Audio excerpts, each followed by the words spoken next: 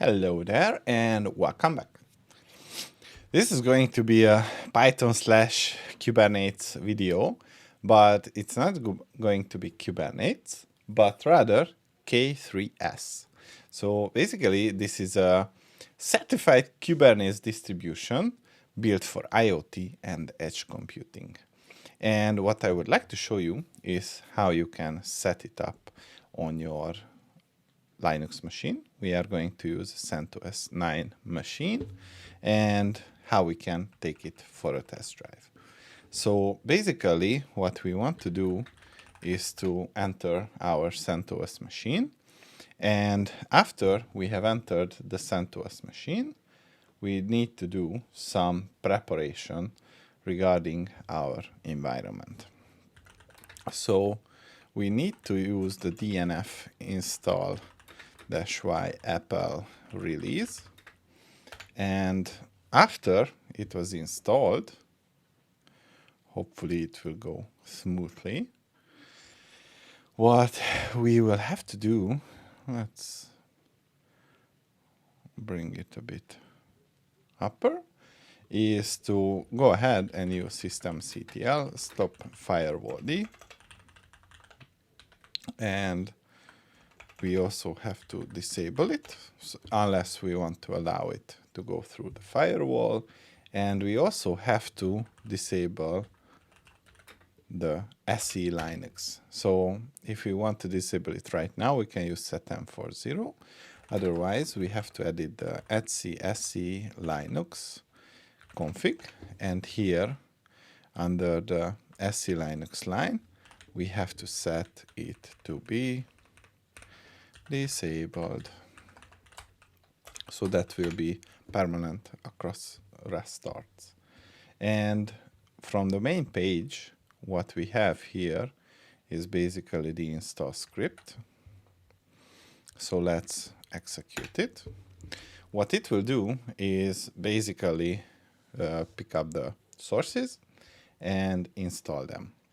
And after that, we should be able to basically list the pods across all namespaces. So what we are going to have is the kubectl command available for us, so we don't have to install it separately.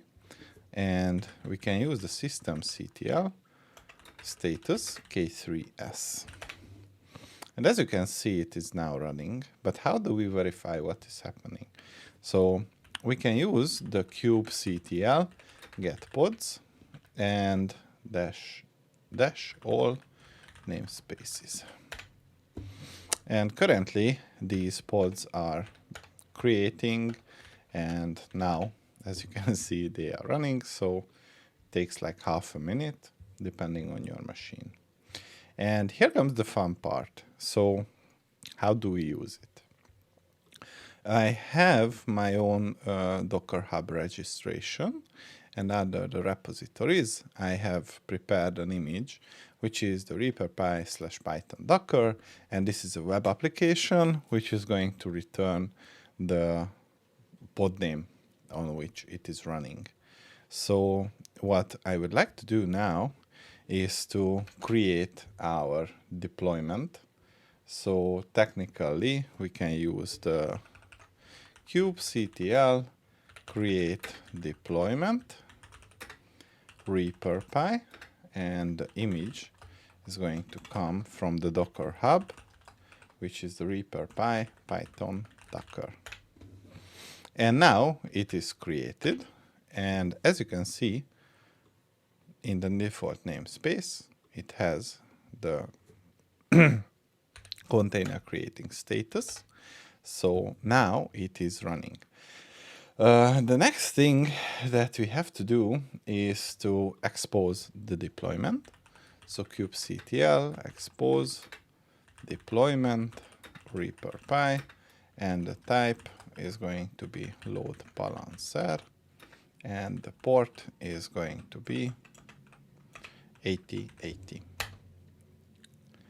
And I should write the deployment properly. So now we have it exposed. the kubectl get deployments is going to show us that 1 out of 1 instances are out, so we can use them. And we should be able to use the kubectl get pods and the kubectl get services. And here we have our mapping and the cluster IP and the external IP. So if I go into my browser and visit the HTTP CentOS 9 on the port 8080, you can see that the container is responding. So what we have here is basically basic deployment. And if you want, we can also scale this deployment. And we can do this with the following command. Scale. Yep. And let's go back and kubectl scale deployment reaper.py, and the replicas is 5. And it says it is scaled. And if you check the deployments, you can see that all 5 instances are running.